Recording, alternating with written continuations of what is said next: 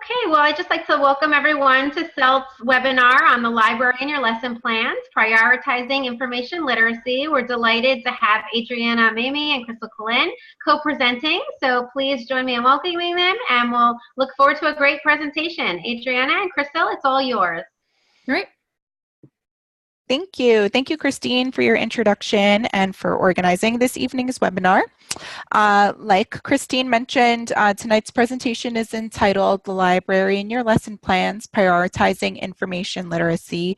And we hope to share with you several reasons why you should consider incorporating research into your semester's lesson plans.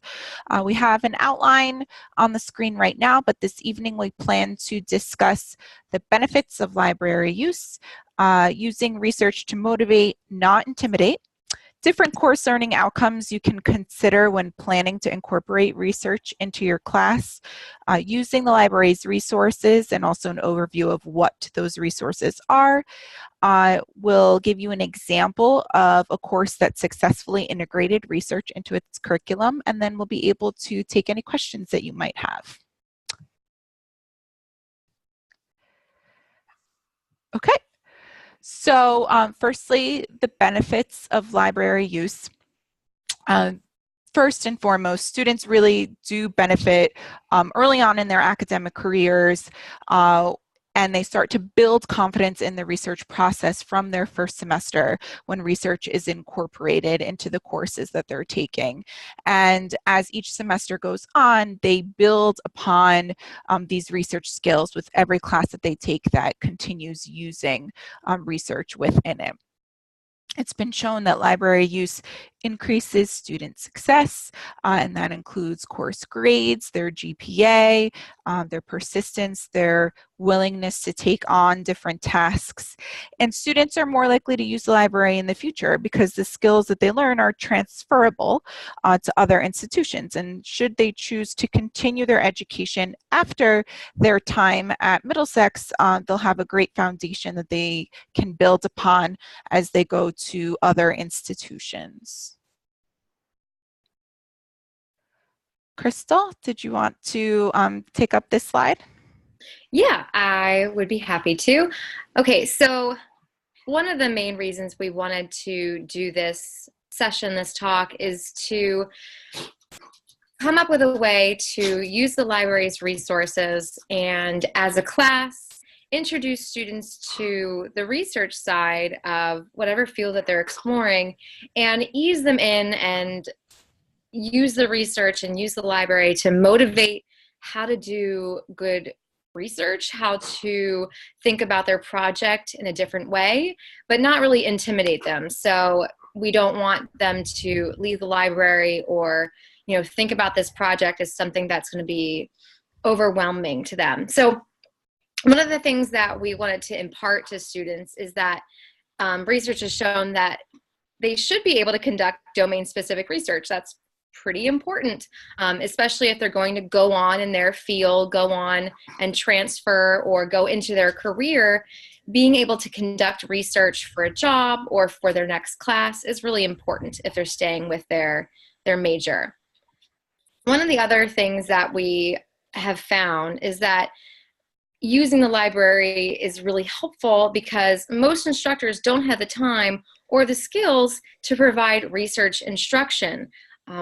We only have a limited amount of time in the class. We only have a, minute talents and skills for doing research and conducting research for some of our classes. So the librarians have a wealth of knowledge to be able to get this done and be able to create a project or a session for your class pretty quickly. Another thing is that students and instructors are oftentimes unaware of the library's benefits. So incorporating the library or asking your instructors to use the library helps them to see and think about what can I do for my students and how can I get my students to the library exploring all of its uses. And students can start to see, okay, well, not only can I do research at the library, I can do stuff for my class, but this is a nice place to study, quiet time, I can do cool activities here. So they're really getting the huge benefit of the library that we have here at Middlesex. And to piggyback off of what Crystal just said, so many schools, K through 12 schools in New Jersey, are eliminating the librarian position. And so students are not familiar with what an academic library can provide them with. It's not something that they experienced in high school. And unless their parents really made a point of bringing them to the public library, then they might not have had any interaction with any library prior to coming to Middlesex. So Crystal and I both think it's crucial to create these reasons for students to come to the library and interact with the library's resources, because they might not have been able to do that before they came to Middlesex. And then it's been proven that once they make that connection and once they feel comfortable with the library and the librarians and asking for help, then they'll continue to do it because they've broken that initial barrier down. Okay, so some of the other research that we found is that going from pre-library introduction to post, having students go to the library and understand all the library's resources and doing a research session, being instructed on how to do research, increases their confidence a lot. So their confidence going into doing research maybe is about a 70, probably less than that because we're looking at student reporting.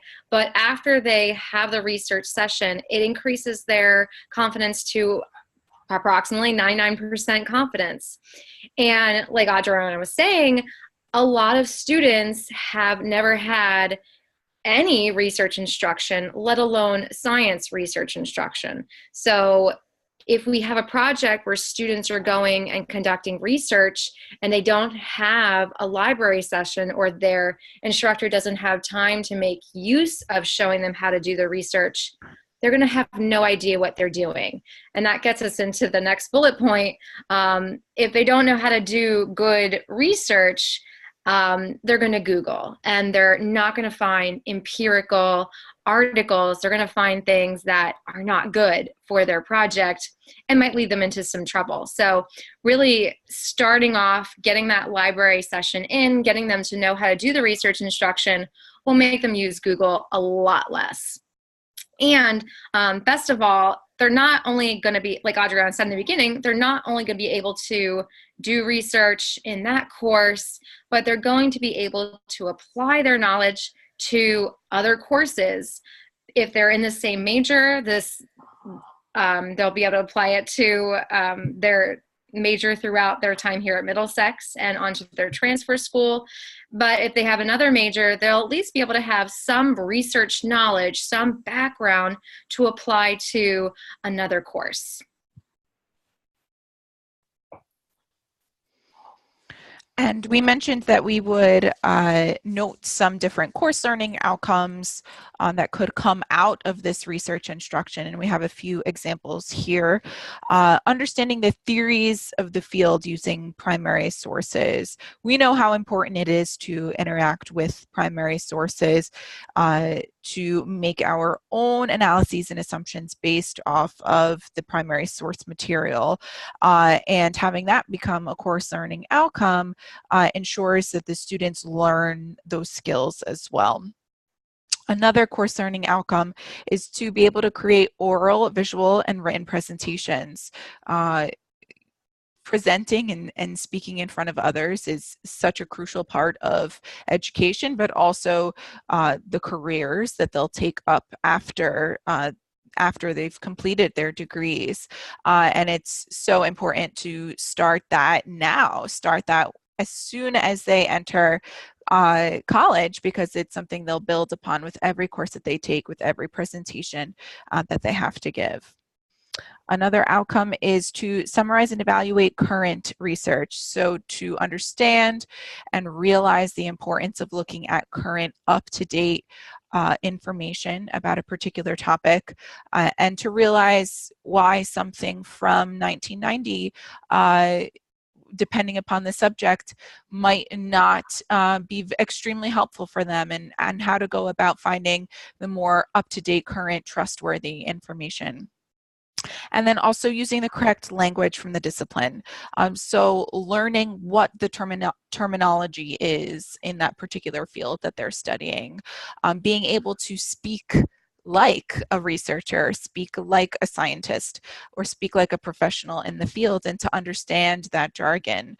I think that, or we both agree that helps increase their confidence in the particular subject area that they're studying. So now I wanted to touch upon some features of the library's website with you.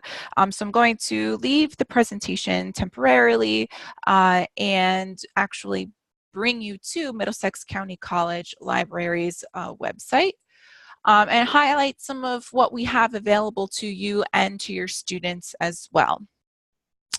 And we stress to everyone whom we interact with that the library's main website really is your portal. This is your place to go when you need to begin the research process. We've organized the library's website into these 4 colored boxes. So you should see green, purple, blue, and red boxes organized by topical area. And I'm going to highlight some of what we have available to you and to your students as well. And like Crystal mentioned before, we want to de-Googlify our students.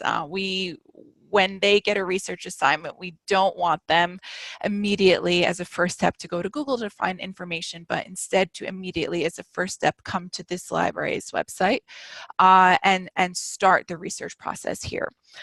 So firstly, in the green box, we have a bullet that lists databases. Now, we know what databases are. We know that they're a place to go to get reliable, trustworthy information. But for many students, this word in itself is foreign. They've never heard this word, or when they hear it, it sounds very intimidating. And so we like to stress that it's just a place to go to find information, and usually that de-stresses the situation a little bit. And so once we click on the databases link, what we see here is our entry portal to the databases, and we offer over 140 different database subscriptions. Now, if you were to see the alphabetical list of these databases, you too would think that this is very overwhelming. This is a huge list of databases. Many of these names are very strange or unusual. Even though we've included descriptions of the databases underneath their names, it can still be a challenge to figure out which one you should use. And we're experts, or presumably experts. And so what we've done instead is organize them by subject area. So instead of looking at them by name, if you focus instead on the subject area of your topic or your assignment or the class that you're in, and then you click on that. So for Crystal's sake, I'll click on psychology and hit go. What you get is a much shorter, more accessible list of databases that are most appropriate for that subject. So in this case, psychology. And now instead of sifting through that long alphabetical list of databases, we are now telling the students which databases are most appropriate for this particular subject. Now, even with this organizational method by subject area, some students are still stuck as to which databases they should access. They're not sure which category would best complement the research that they need. And so because of that, we've also pulled out and made some smaller boxes here on the screen. So we have research starter bases, great places to go if you're just not sure what subject databases would work best for you. We also have a couple of popular databases listed here because students might hear the name of a database and know that they have to use PsycInfo, for example, but they might not realize clicking on psychology will get them there. And so if they read the name PsycInfo, that could jog their memory too. So we've tried to create multiple entry points. And this is available to be accessed both on and off campus, and that's for students and for faculty and staff as well. So there is no need to be in the library. You don't have to even be at Middlesex in order to access all of these resources, as long as you know your Outlook username and password, or for students, their NIT ID and password, then they're able to access all of these resources both on and off campus. In addition to getting into the databases from this green box, we also created subject-specific help guides. And these you can access from the purple box, also a second bullet. And what these are LibGuides, or mini websites that teach you how to do research in a particular topic. So beyond databases, what these LibGuides provide you are many different resources all in one place. So instead of clicking in one location for databases and then another location for books and another location for websites, we've kind of synced everything together here, and you're able to see all of the different resources that are available about your particular topic.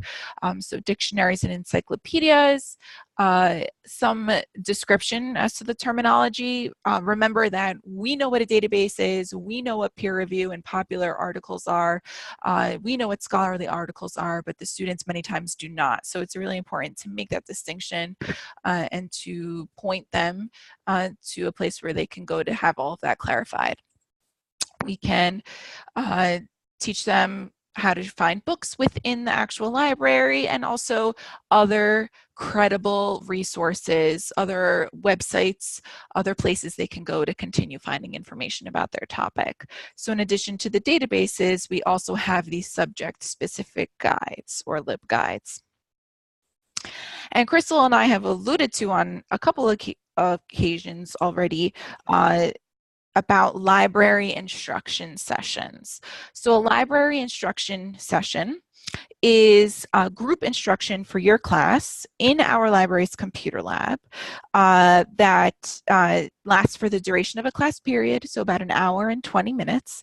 It's taught by a librarian, and it's specifically meant to teach your students how to do research, how to evaluate the information that they find, how to form search strategies, basically every aspect of the research process is hit upon in this session, and we focus them on the assignment at hand. And Crystal will give us an example in a little bit of a way in which we have focused a Psychology 123 assignment on this. But scheduling these library instruction sessions can be done from the library's main website. On the left-hand side, under related links, we have faculty schedule library instruction. And you can sign up to have your class come in with you, and we will tailor the session to you and your students' needs. We teach about 350 library instruction sessions every academic year. So this is something that we do often and that we pride ourselves on doing, and something that we are more than willing to do for you and your students.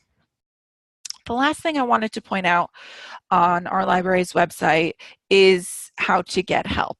Many times, even after a library instruction session, even after a student comes to us and we answer a question for them, they're still stuck and they have follow-up questions and they don't know what to do about that. We have so many ways in which we can help the students with questions that come up. In the purple box, you'll see there's an Ask a Librarian bullet point. When you click on that, it describes to you all of the ways that we can help you. The library is open 7 days a week during the fall and spring semesters. We're open 7:45 in the morning, Monday through Friday, until 10 p.m. Monday through Thursday, until 5 on Fridays, and we are open on the weekends, Saturdays 9 to 4 and Sundays 12 to 5. So anytime that a student has a question, they just have to pick one of these many ways in which to contact us, and we'll help them out. They can come to the Ask a Librarian desk in the library. They can call us over the phone. We have chat available as well. Currently it's offline, but you'll notice if it was available, it would be a box that pops up over here, and then you could chat with the librarian. We have our email, of course, our traditional email.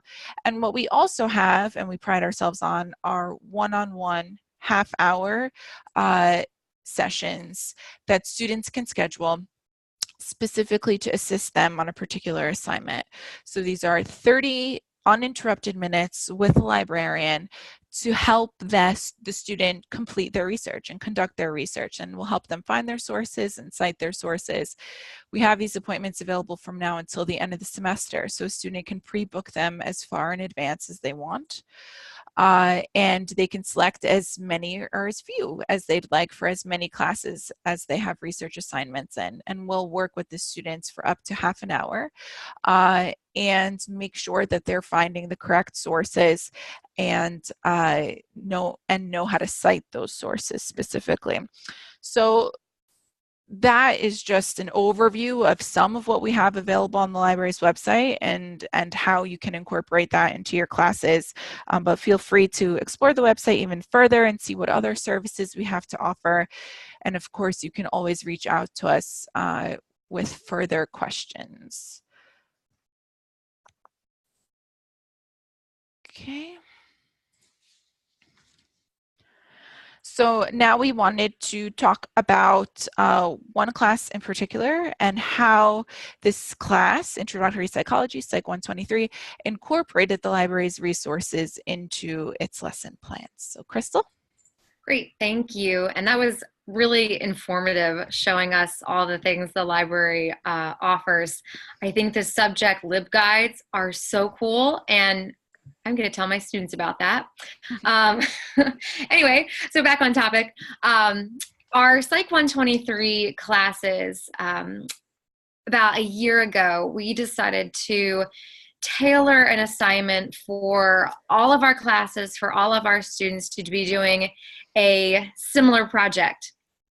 And what we wanted to do is use the library resources, get the students into the library, get them familiar with the library sources, and getting them familiar with research pretty early on in the semester.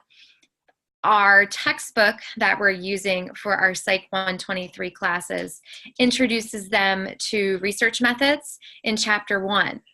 And so in about the first 3 weeks of class, all 35 of our Psych 123 classes are going to the library for library instruction. They, like Adriana said, they're going to be in the library for their entire class period, learning about research in general, learning about research in psychology journals, and then thinking about a research topic.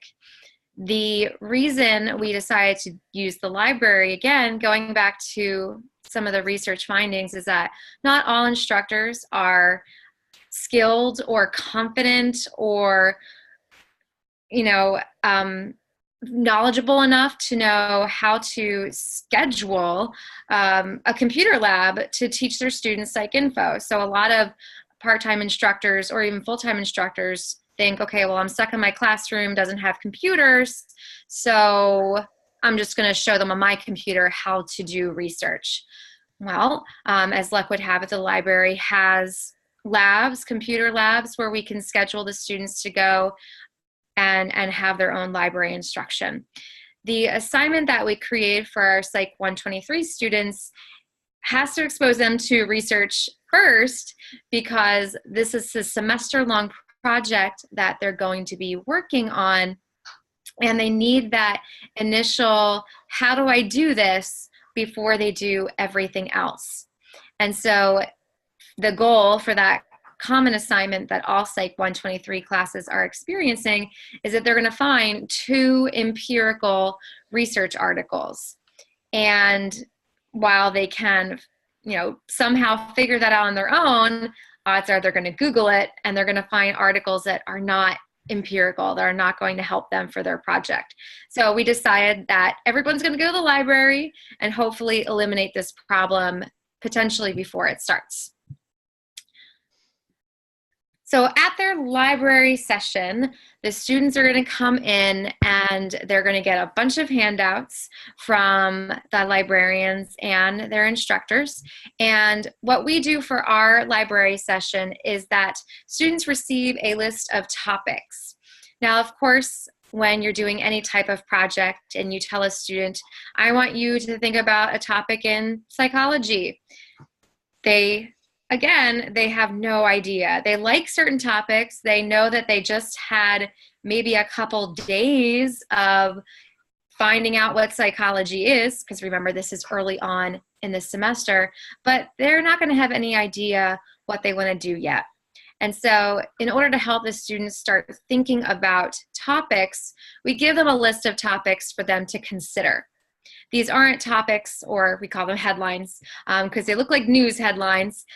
We give them headlines and say, you don't have to choose these headlines.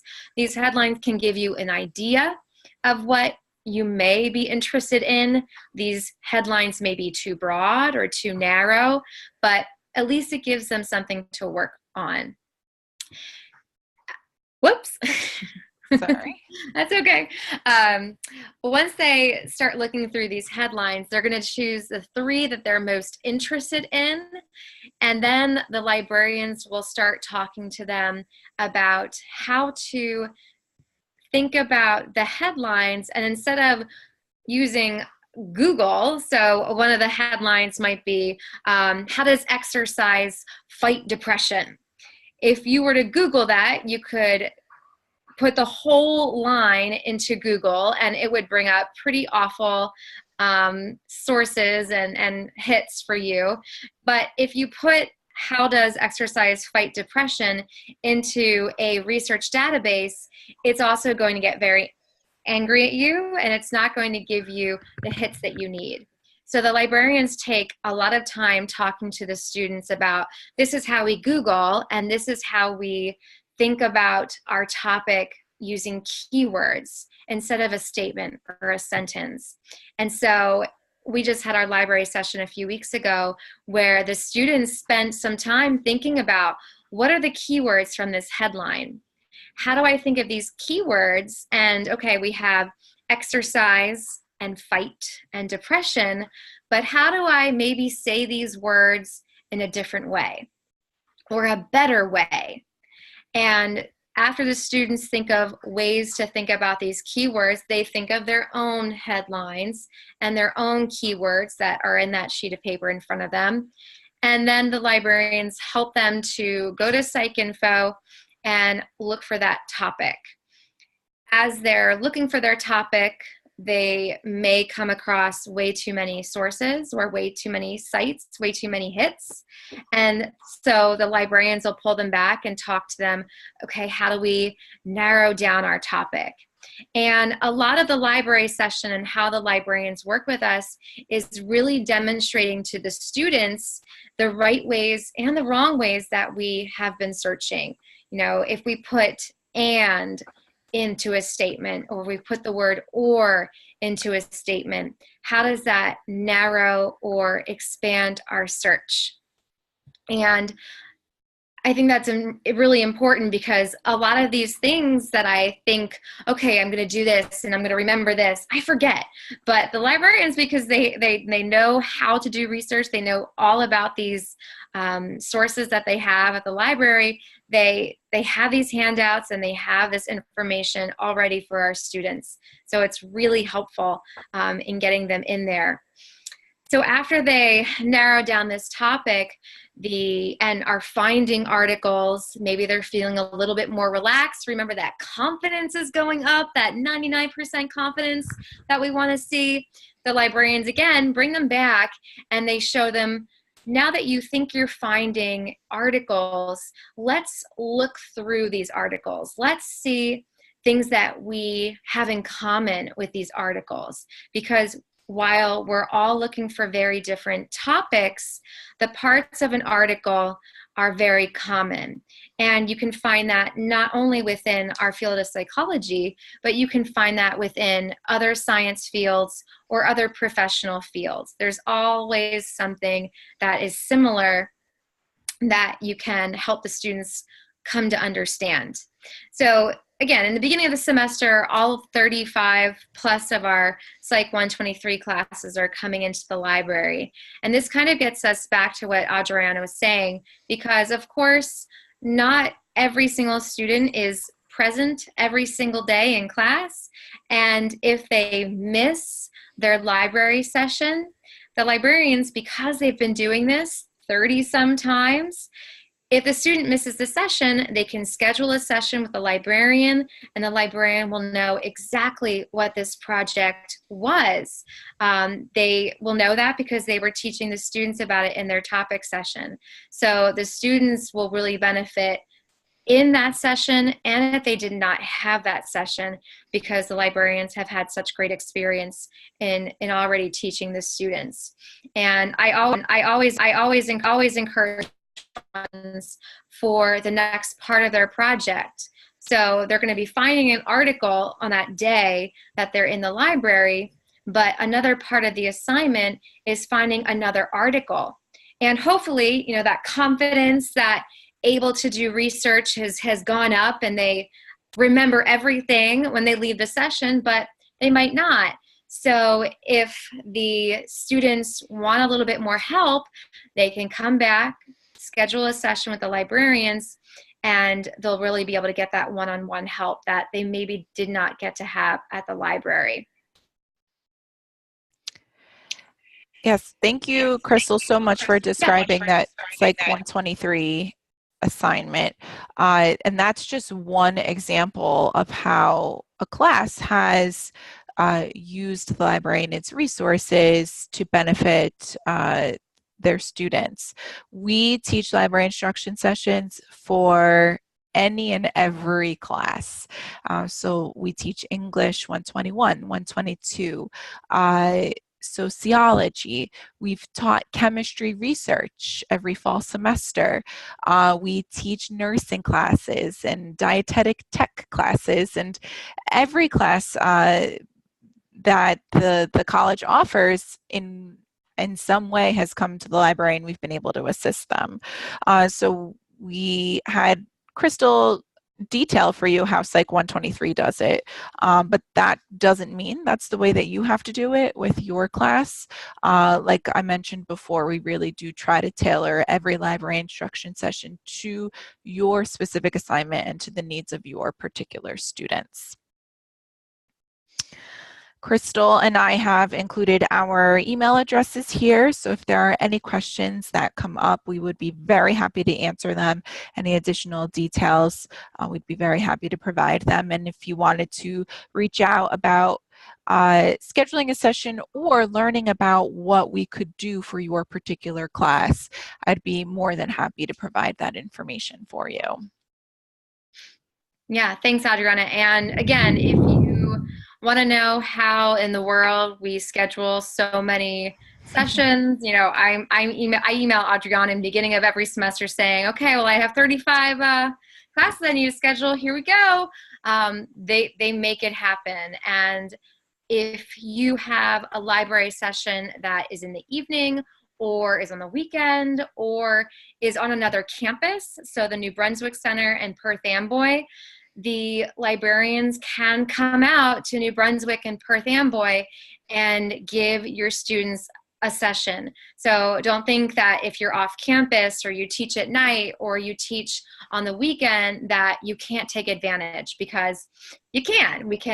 They can make it happen.